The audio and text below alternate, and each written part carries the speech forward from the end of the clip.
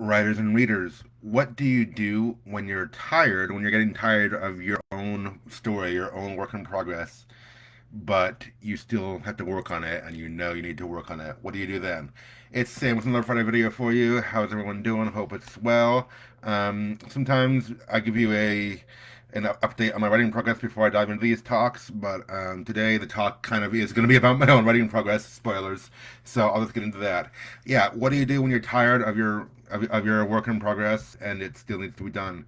Um, I wouldn't call it. I don't think it's exactly the same as writer's block. I mean, for me, I'm not writing right now. I'm editing, and the reason I'm feeling tired of things is because I've edited the same scenes over and over and over again multiple times, and I'm just like, I kind of want to move on from this, but I know it still needs work. So, yeah, where's the cutoff for there? I'm sure we've all felt it. Maybe not. Maybe I'm just projecting, but I've been there, and if you haven't gotten there yet, maybe you haven't edited your work thoroughly enough. I don't know. I mean, being tired of it isn't the only standard, but I'm just saying we do need to be editing and working on our stuff and very familiar with our stuff over and over and over. Sometimes that can lead to what seems like tedium, what seems like just repetition and such, and we can get tired of our own thing. Um, but they do say um, you need to be excited about it because if you're tired of it or if you're not interested in this scene, then your readers won't be either. So that's something to watch out for. Whenever I've started to feel tired of a certain scene, I've tried to I don't know, find ways around that or just think around that because I don't want my readers to feel tired of it.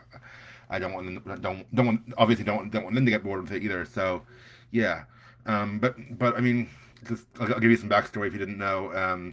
This story, I wrote the first draft in 2010. That's like 14 years ago now. Oh, okay, it was 2010, 2011. So I guess the earlier chapters, which I'm working on now, were 2010.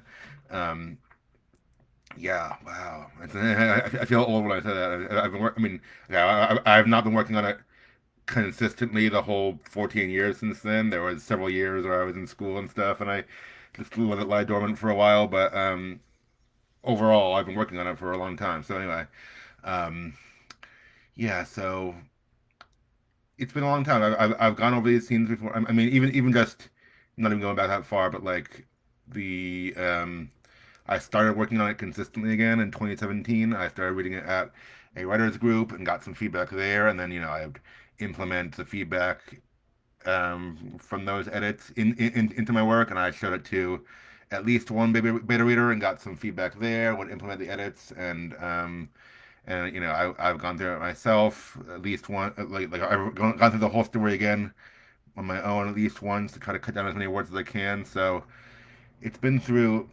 at least three rounds of edits in those 7 years. I mean, maybe more. I mean, I think some parts will be edited even more than that. Um, and now I'm editing it again because we didn't hear. That's kind of where I am. I spent the last chunk of I spent a good chunk of last year sending out queries to publishers and agents, and didn't get too many hits. And after talking with some other writers and getting some advice, I think I know why. I did a video on this a few months ago. You can go back and look for the one about how to fix my pitch. I realized maybe my intro was dragging a little bit, and your intro, your first few scenes or first few chapters are usually what they ask for in a pitch. So I'm like, if your intro is dragging, then your pitch is also dragging. So now I'm editing. My goal right now is to edit only the first five chapters and get those a little tighter and cut out some of the fluff that was there into before sending it out again. Hopefully, I'm going to start querying in the summer. I've seen I've heard some of you guys recommend some new publishers and such, or it's new to me that I haven't queried to yet. And I'm like, oh, I want to send it in, but I gotta finish these edits first. So I'm hoping in the summer, maybe a month or two, um, I can start. I can pick up the query again.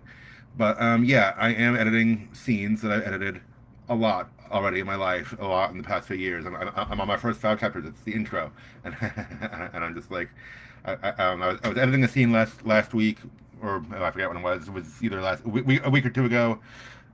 It's the second scene in the whole book. It's introducing one of my main characters. And honestly, he's kind of a jerk. I mean, his name is Drake. If you've heard part of my story, you might know who he is. He's kind of a jerk, and this is a scene of him doing jerky things to some girls at a bar. And I'm like, I get it. It's up to his character. he gets better later on, but he's a jerk when you first meet him. Um, and I was just like, yeah, but this scene is kind of awkward for me. I don't know if I could articulate it. It's just it's maybe it's hard to write since like I'm getting in his head and you know he's being a jerk to everyone and just kind of playing these girls and stuff and so and you know I read this scene also maybe within the past year at my writers group. I have one friend who came who hasn't been able to come consistently, but he came one time, and I was kind of reading the beginning for so that he could hear some of it. And like I know I know I read the scene and got feedback on it somewhat recently, like in the past year or two, maybe. And now I'm like I have to work on it again and edit it again. And I was looking at my next writers group, and I'm like, well, this is the most recent thing I've worked on, but do I really have to read this scene again? So I was going through all those motions of something I've edited a number of times and feeling like, when can I get past this and just do the new stuff or just do the stuff I like?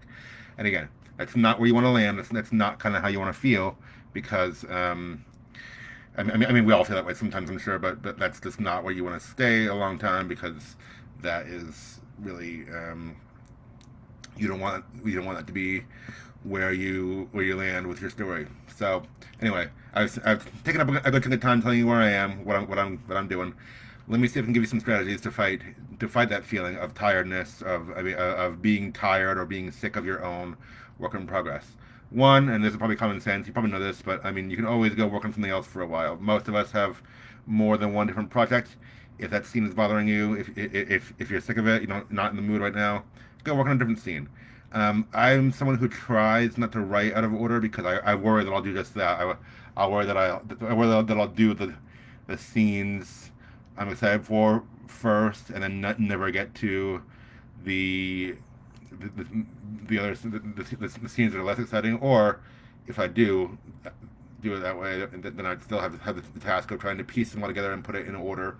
I try to write in order. With editing, it's already written. I'm really just going through and kind of.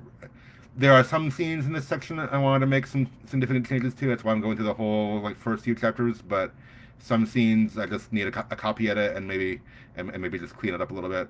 That was this one. So I'm like I can do that kind of in any order. If I'm editing, it's already written. I just need to touch it up a little bit. I can go around and do that in any order. Some of us probably have other projects too, other writing projects. I sure do right now. I can go work on something else. So that's always an option too. Strategy number one: go work on something else for a while until you're in a different mood. Strategy number two: this is kind of what I did. I'd say just look for new things. I mean, even if it's an old story or an old scene that you've looked over more than many times doesn't mean you found everything there is in it. Look for new things.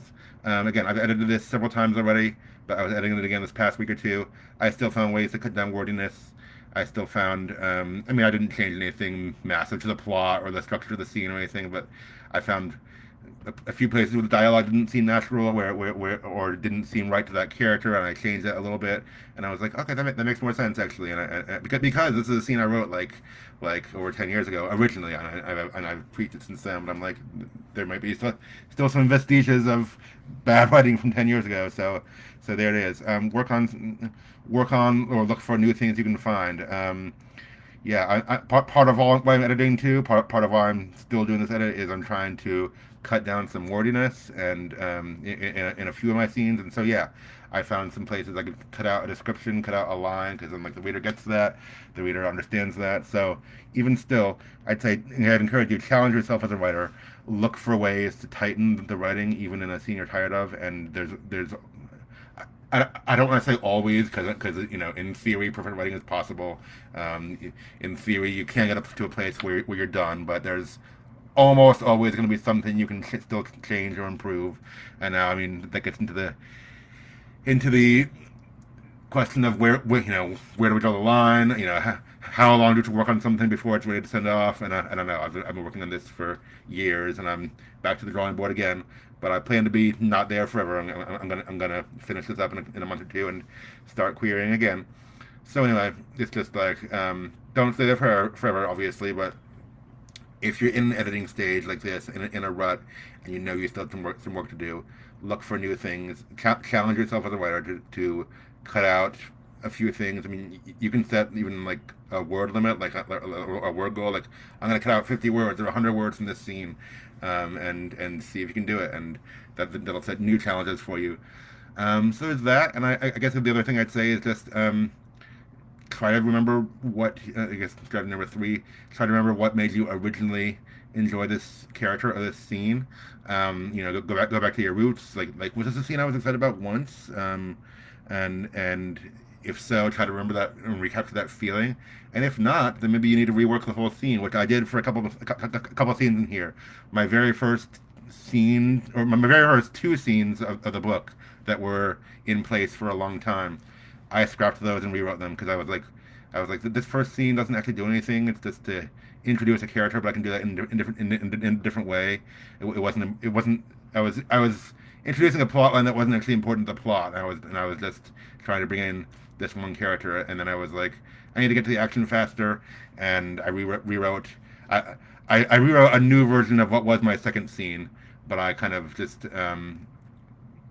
yeah, combined and scrapped those two. So I mean, I realized semi recently, like only in the past few months, so like these scenes aren't doing it, and they weren't there for a good reason, and I'm tired of them, and I do need to rework them. So I rewrote a new scene, and I am now excited for the new one, and for this for this direction we're going in. So anyway, those are my suggestions. If you're tired of your work in progress, but you still need to work on it, switch to something else for a while, come back to it later. Challenge yourself with new ways to cut it down or new things to find as a writer. And three, try to recapture why you were excited about it in the first place. And if you never were, then maybe it is time to rethink things. So that's been helping me lately. That's my lesson for the week. Hope it helped you too. Thanks for listening, everyone. Keep writing and watching, and have a wonderful weekend. Bye.